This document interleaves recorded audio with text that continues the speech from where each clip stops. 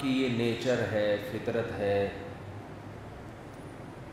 کہ وہ خدا کے تصور کے بغیر، خدا کے کانسیپٹ کے بغیر زندگی نہیں گزارتا۔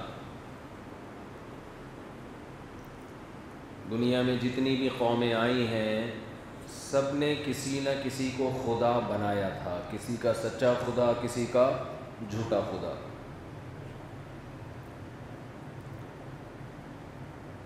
لیکن ایک قوم ایسی بھی ہے جس کا خدا نہ تو پتھروں کے بنے ہوئے بت ہوتے ہیں، نہ آسمانوں پر عرش پر مستوی اللہ ہے، بلکہ ان کا خدا اصل میں خواہشات ہے۔ خواہش کسے کہتے ہیں؟ آپ کا دل جس طرف مائل ہو رہا ہو، وہ کام جسے کرنے کا آپ کا دل چاہتا ہو، ایسے کاموں کو خواہشات کہا جاتا ہے۔ آپ کی یہ خواہشات ہیں، آپ کا دل چاہتا ہے کہ میں یہ کر لوں۔ تو قرآن کہہ رہا ہے بہت سے لوگ ایسے ہیں جن کا گاڈ، جن کا خدا، جن کا اللہ، وہ کیا ہے؟ بولیں، خواہشات۔ یہ خدا ہے ان کا۔ اصل خدا خواہشات ہیں، پھر خواہشات اگر پتھر کے بنے ہوئے بت کو خدا بنا دیں تو وہ اس کو بنا لیتے ہیں۔ خواہشات جب یہ کہتی ہیں کہ اللہ تمہارا خدا ہے تو پھر اللہ کو مان لیتے ہیں۔ خواہشات جب یہ کہتی ہیں کہ ملک کا قانون تمہارا خدا ہے تو پھر ملکی قانون کو فالو کرتے ہیں۔ خواہشات جب یہ کہتی ہیں کہ فلاں مسلک ٹھیک ہے تو فلاں مسلک سے فتویٰ لے لیتے ہیں۔ خواہشات جب یہ کہتی ہیں کہ مولانا لوگ ٹھیک ہوتے ہیں تو مولانا لوگ ٹھیک ہوتے ہیں۔ خواہشات جب یہ کہتی ہیں کہ مولانا لوگ 2 نمبر ہوتے ہیں تو مولانا لوگ کیا بن جاتے ہیں؟ پھر 2 نمبر بن جاتے ہیں۔ خواہشات یہ کہتی ہیں کہ یہ والی کمیٹی ٹھیک ہے، یہ والی کمیٹی مسجد کی بالکل ٹھیک ہے۔ جب خواہشات پہ زد پڑتی ہے تو یہ کمیٹی مسجد کی کیا ہے؟ 2 نمبر ہے۔ خواہشات جب کہتی ہیں تو یہ امام 1 نمبر آدمی ہے، کیونکہ آپ کے مطلب کی بات کرتے ہیں۔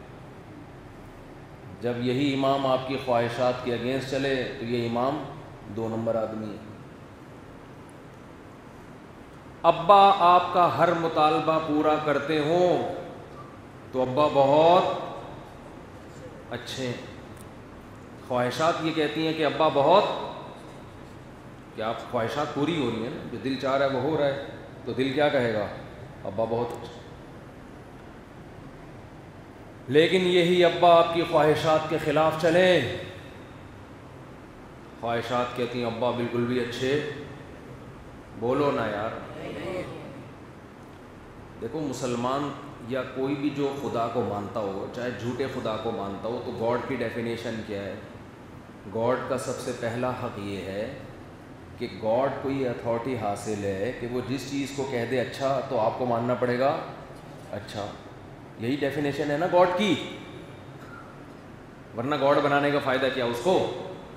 اور گاڈ کہہ دے یہ غلط ہے تو کیا ہے پھر؟ گاڈ کے آگے تو نہیں، اللہ سے زیادہ تو کسی کی عقل نہیں ہوتی نا بھائی۔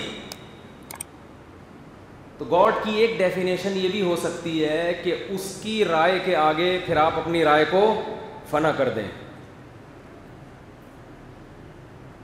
تو جب آپ کے ابا اس وقت تک اچھے ہیں جب تک وہ آپ کی خواہشات پوری کر رہے ہیں، تو خواہشات کے کہنے سے آپ نے ابا کو کیا کہہ دیا؟ اچھا۔ اور جب وہ آپ کی خواہشات کے اگینسٹ چلے تو پھر آپ کے ابا اچھے نہیں ہیں۔ اس کا مطلب آپ گاڈ کس کو مانتے ہو؟ خواہشات کو مانتے ہو، وہ جو کہہ رہی ہے فوراً فالو کرتے ہو اس کو۔ سمجھ میں آ رہی ہے بات کہ نہیں؟ ابا کے لیے بھی بیٹا، معذرت کے ساتھ یہاں ابا بھی بیٹھے ہوئے ہیں، وہ خوش ہو رہے ہوں گے کہ ہمارے فضائل چل رہے ہیں، لیکن ابا کے لیے بھی بیٹا اس وقت تک اچھا ہے جب تک ابا کی خواہشات کو پورا کرے، کما کما کے کھلائے۔ یہ لو ابا پیسے. ابا کہیں شادی نہیں کرنی ہے, کما کے مجھے دینا ہے. بالکل, میں کوئی بیوقوف احمق تھوڑی ہوں ان چکروں میں پڑ جاؤں گا. کما کے دوں گا, آپ ہیں پہلے. ابا کہیں تبلیغ میں نہیں جانا ہے. ابا میں آپ کی خدمت کے لیے پیدا ہوا ہوں, تبلیغ وبلیغ تو بیکار لوگوں کا کام ہے جن کے پاس کوئی کرنے دھرنے کا کوئی کام نہیں ہوتا. میں تھوڑی جاؤں گا تبلیغ میں, مجھے تو اللہ نے آپ کی خدمت کے لیے پیدا کیا ہے, دین کی تبلیغ کے لیے پیدا, بولو نا, نہیں.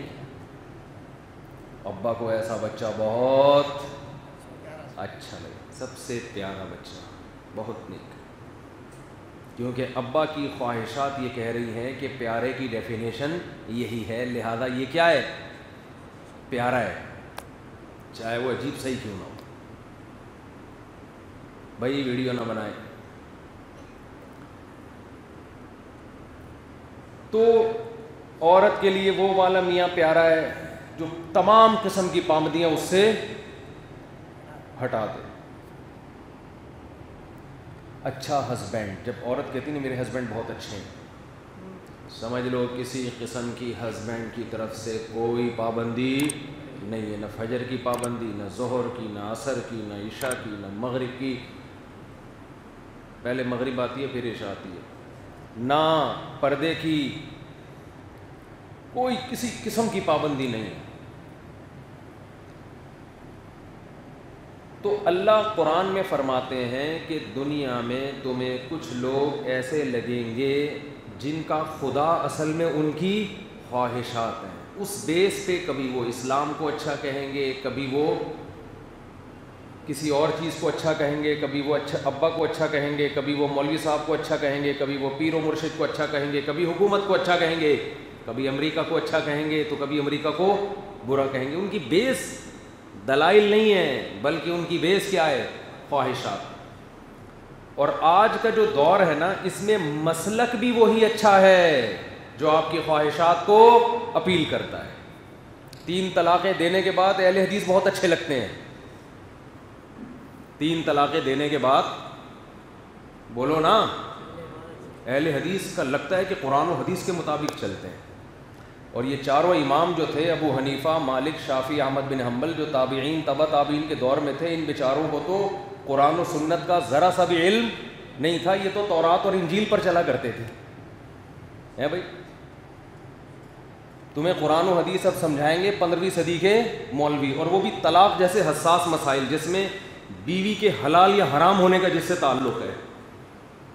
تو جب 3 طلاقیں کوئی دیتا ہے نا, تو اس کو حنفی بالکل بھی اچھے, بولو نہیں, شافعی بالکل بھی اچھے نہیں لگتے, بلکہ امام حنیفہ ہی اچھے نہیں لگتے, نہ امام شافعی لگتے ہیں, نہ امام مالک لگتے ہیں, نہ امام بخاری لگتے ہیں. صبح و شام بخاری کی رٹ لگائے گا, 3 طلاقیں دے گا تو بخاری کبھی کھول کے نہیں دیکھے گا. صحیح ہے نا,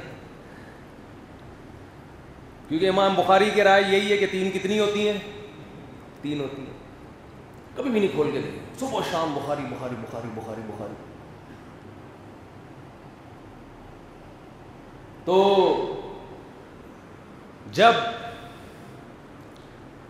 اپنی بیٹی گھر سے بھاگ جائے, مثالیں سمجھیں, خاندانی مثالیں, ویسے تو یہ خاندانی مثال نہیں, اللہ نہ کرے, خاندانی اس اعتبار سے کہ جو بات سمجھانا چاہ رہا ہوں اس سے وہ بہت اچھی طرح سمجھ میں آ جائے گی. یہ مطلب نہیں کہ بیٹی کے گھر سے بھاگنا کوئی خاندانی کام ہے, مثال خاندانی ہے, کام خاندانی نہیں ہے. بچی گھر سے بھاگ گئی, بھاگی بھی باپ کی کوتاہی سے, وہ نکاح نہیں کر رہا اس کا ٹائم پہ, نہ باپ دلچسپی لے رہا ہے نہ بھائی دلچسپی, ہر رشتے میں کیڑے نکال کے ریجیکٹ.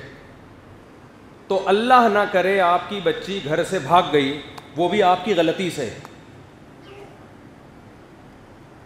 تو فوراً اہل حدیث سے فتویٰ لیں گے کہ جی بغیر ولی کی اجازت کے اس نے شادی کی ہے. قرآن حدیث کی روشنی میں بتائیں, باپ کی مرضی کے بغیر لڑکی اگر شادی کرتی ہے تو یہ نکاح کنسیڈر ہوگا یا نہیں.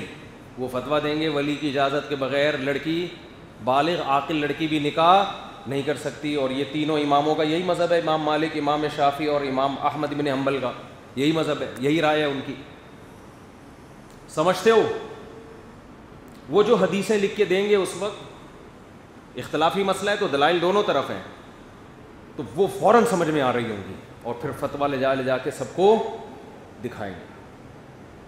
پھر اگر کوئی حنفی عالم یہ فتویٰ دے گا بھائی اگر کفو میں نکاح کیا ہے، معیوب حرکت ہے، نہیں کرنا چاہیے تھا، لیکن اگر پیرلل ہے، لڑکا ہم پلہ ہے، جوڑ کا ہے، تو ہو گیا نکاح، تو فوراً جواب میں کہیں گے ہم قرآن و حدیث کو مانتے ہیں، ہم حنفی شافی کی باتیں نہیں کرتے۔ حدیث میں لکھا ہے لا نکاح الا بولی، ولی کے بغیر نکاح نہیں ہوتا، سمجھتے؟ لیکن اگر خود شادی کرنے کی بات آئے گی، سیٹنگ چل رہی ہے، لڑکی کے ابا مان نہیں رہے ہیں، پھر مفتی طارق مسعود صاحب کو فون کریں گے۔ اہل حدیث بھی فون کرتے ہیں بعض، جب کوئی اہل حدیث نوجوان ہو نا اور اس کی سیٹنگ ہو جائے، لڑکی کے ابا راضی نہیں ہے اور یہ بھگا کے شادی کرنا چاہتا ہے، تو بعض اہل حدیث بھی ہمیں فون کرتے ہیں، اور یہ کام حنفی بھی کر رہے ہوتے ہیں، میں کسی مسلک کی برائی نہیں کر رہا، ان کو بھی جب خواہشات ہوتی ہیں تو ادھر لڑکتے ہیں، تو وہ اہل حدیث فون کر رہے ہوتے ہیں مفتی صاحب آپ کیا کہتے ہیں امام ابو حنیفہ اس مسئلے کے بارے میں، لڑکی کے ابا راضی نہیں ہے، اب آپ دیکھیں نا اگر سب کے ابا کے راضی ہونے کی شرط لگائی جائے تو کیسے شادیاں ہوں گی، تو قرآن و حدیث سے آپ ہمیں بھی دلائل دے دیں۔ تو میں ان سے ایسے موقع پہ اگر مجھے پتہ چل جائے نا کہ اہل حدیث ہیں، میں ان سے کہتا ہوں کہ آج تک تو آپ قرآن و حدیث سمجھتے رہے ہیں اہل حدیث علماء سے، ان کا مسلک آپ کو لگتا تھا کہ یہ قرآن و حدیث کے 100% مطابق ہے، آج جب آپ میں ٹھڑک جاگ رہی ہے، لڑکی کو گھر سے بھگانے کا دل کر رہا ہے، آج آپ کو قرآن و حدیث کون بتائے گا؟ مفتی طارق مسعود صاحب بتائیں گے، کیونکہ آپ کو پتہ ہے یہ حنفی ہیں اور فقہ حنفی کا جو مفتابی قول ہے اس پہ یہ فتویٰ دیں گے، اور ظاہر دلائل اس طرف بھی ہیں، تو آپ کہہ رہے ہوتے ہیں کہ نہیں میں حنفی منفی نہیں ہوں، میں صرف قرآن و حدیث کو مانتا ہوں، آپ قرآن سے حدیث سے دلیل لیں۔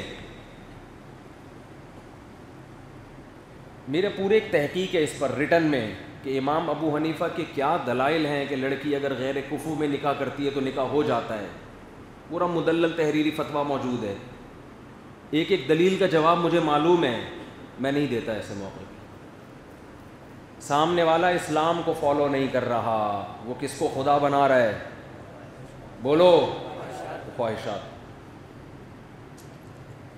میں کہتا ہوں جاؤ بھائی اہل حدیث علماء سے فتویٰ لو اس بارے میں، سمجھتے ہو؟ تو آپ خواہشات کے غلام۔